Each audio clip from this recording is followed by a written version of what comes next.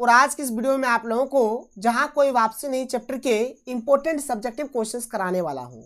और यहां पर मैं आपको जितना क्वेश्चंस कराऊंगा बस आपको इतना ही क्वेश्चंस करना है, क्योंकि इससे बाहर आप लोगों के एग्जाम में कुछ भी नहीं पूछा जाएगा। देखिए यहाँ पर हमारा जो चैप्टर है जिसका नाम है जहां कोई वापसी नहीं, इसके लेखक का नाम है निर्मल वर्मा।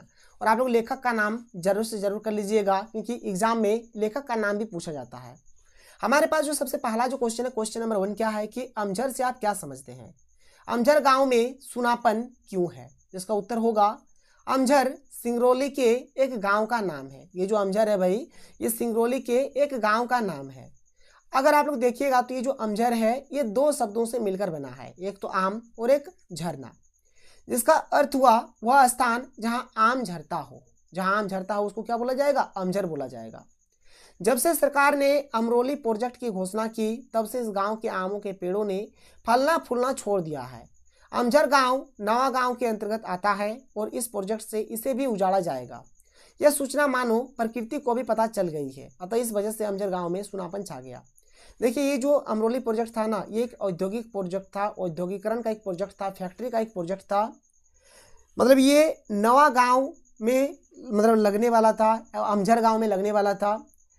जब ये प्रोजेक्ट लगने वाला था, जब सरकार ने इसकी घोषणा की तो ऐसा लग रहा था कि जैसे आम के पेड़ों को भी पता चल गया था कि अब यहाँ पर इस प्रकार का प्रोजेक्ट लगने वाला है, इसलिए आम के पेड़ों ने भी फलना फूलना छोड़ दिया था, बंद कर दिया था। इसलिए यहाँ पर आम के पेड़ों में सुनापन सा छा गया था। अमझर गांव में क्या हो गया था? सुनापन सा छा गया था। बस वही सब चीज़ यहाँ पर लिखा गया, इसको लोग नोट डाउन कर लीजिए, ये हो जाएगा इसका आंसर। आगे बढ़ते हैं, अगले क्वेश्चन को चलते हैं। अगला क्वेश्चन देख लेते हैं, क्वेश्चन नंबर 2। क्वेश्चन नंबर 2 हमारे पास क्या है देख लीजिए। आधुनिक भारत के नए शरणार्थी किन्हें कहा गया है? देखिए इसका उत्तर होगा कि आधुनिक भारत के नए शरणार्थी हजारों गांवों के उन लोगों को कहा गया है जिन्हें आधुनिकता और विकास के नाम पर अपना गांव छोड़ना पड़ा है। देखिए बहुत सारा ऐसा गांव है जहां पर एकाएक सरकार घोषणा कर देता है कि यहाँ पर फैक्ट्री लगने वाला है, जिसके चलते उस गाँव के लोगों को उस गाँव को छोड़कर, अपने पैतृक जमीन को छोड़कर जाना पड़ता है। तो यही हुआ हमारा नए शरणार्थी। भारत की प्रगति तथा विकास के लिए उन्हें अपने घर, खेत, पैतृक जमीन इत्यादि छोड़नी पड़ी है। पहले ये शरणार्थी थे जिन्हें भारत पाकिस्तान विभाजन में दर्द झेलना पड़ा था। अब ये नए शरणार्थी है जिन्हें औद्योगिकरण के कारण यह दर्द झेलना पड़ रहा है।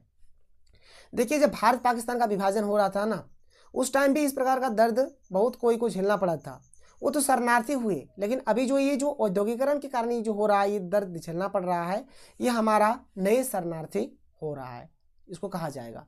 तो देखिए क्वेश्चन नंबर 3 क्या है कि प्रकृति के कारण विस्थापन और औद्योगिकरण के कारण विस्थापन में क्या अंतर है?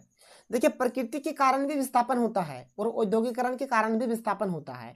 विस्थापन मतलब क्या होता है कि एक स्थान से दूसरे स्थान तक चले जाना, इसी को विस्थापन बोला जाएगा। तो दोनों के चलते होता है। अब देख लीजिए यहाँ पर इसका आंसर क्या होगा।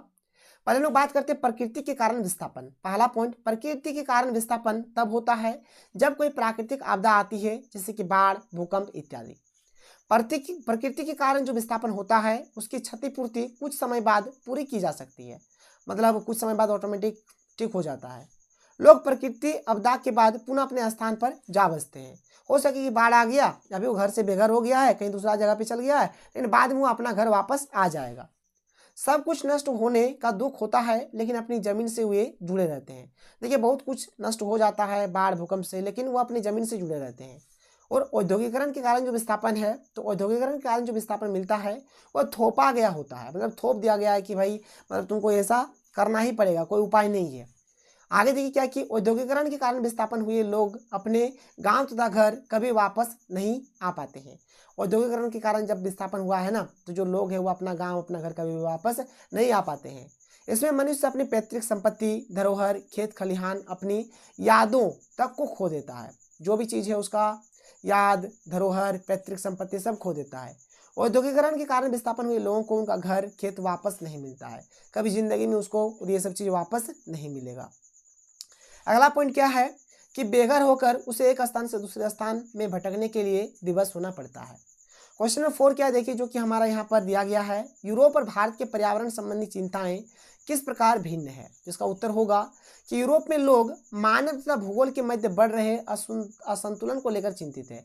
यूरोप के जो लोग हैं वो देख रहा है कि मानव का और भूगोल का जो रिलेशन है ये सही ढंग का नहीं है, ये असंतुलन, ये डगमगा गया है, अनबैलेंस्ड हो गया है, इसको लेकर चिंतित है। जबकि इसके विपरीत भारत में लोग मानव तथा संस्कृति के मध्य समाप्त हो रहे संबंध के कारण चिंतित है। अभी देखिए धीरे धीरे हमारा जो भारतीय संस्कृति है नष्ट हो रहा है, तो ये सब चीज को देखकर यहाँ पर भारत के लोग चिंतित है।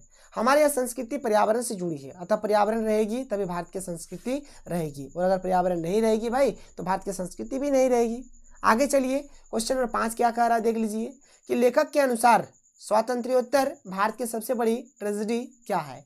ट्रेजेडी माने होता है दुखद घटना, क्या सबसे बड़ा दुखद घटना है? तो देखिए इसका उत्तर, लेखक के अनुसार स्वातंत्र्योत्तर भारत में भारत के विकास और प्रगति के लिए औद्योगिकरण को चुना गया है। देखिए भारत के विकास के लिए, भारत के प्रगति के लिए औद्योगिकरण को चुना गया है। उनका मानना था कि औद्योगिकरण को अपनाकर भारत को पुनः अपने पैरों पर खड़ा किया जा सकता है। यह मात्र पश्चिमी देशों की नकल थी। हमने इस पद्धति को अपनाकर प्रकृति और संस्कृति से प्रेम भरा संबंध को नष्ट कर दिया है। जो प्रकृति और जो संस्कृति का जो रिलेशन था, जो संबंध था, उसको हमने नष्ट कर दिया है। हम चाहते तो यह प्रयास कर सकते थे कि यह संबंध भी नष्ट नहीं होता और हम विकास और प्रगति को प्राप्त कर जाते। हमने अपनी क्षमताओं पर विश्वास ही नहीं किया और पश्चिमी देशों की नकल की। ठीक है, और यही हमारा क्या है भाई, यही स्वातंत्र्योत्तर भारत की सबसे बड़ी ट्रेजेडी है। ठीक है, इसको नोट कर लीजिएगा। क्वेश्चन नंबर 6 क्या है कि औद्योगिकरण ने पर्यावरण का संकट पैदा कर दिया है, क्यों और कैसे? किस प्रकार से क्या है और क्यों क्या है, इस चीज को आप लोग देख लीजिए। तो इसका हमारा उत्तर हो जाएगा कि पर्यावरण का संकट पैदा करने में औद्योगिकरण का सबसे बड़ा योगदान है। औद्योगिकरण के कारण उपजाऊ भूमि बंजर हो गई। औद्योगिकरण से प्राकृतिक संतुलन बिगड़ गया है। औद्योगिकरण से विकास तो हुआ है लेकिन गिफ्ट के तौर पर हमें प्रदूषण भी मिला है। औद्योगिकरण से जल प्रदूषण, वायु प्रदूषण, ध्वनि प्रदूषण, मृदा प्रदूषण इत्यादि हो रहा है। तो ये हो जाएगा हमारा इस क्वेश्चन का आंसर, और यहाँ पर ये चैप्टर हमारा खत्म हो जाता है। तो चलिए मिलते हैं अगले चैप्टर में। थैंक यू, जय हिंद।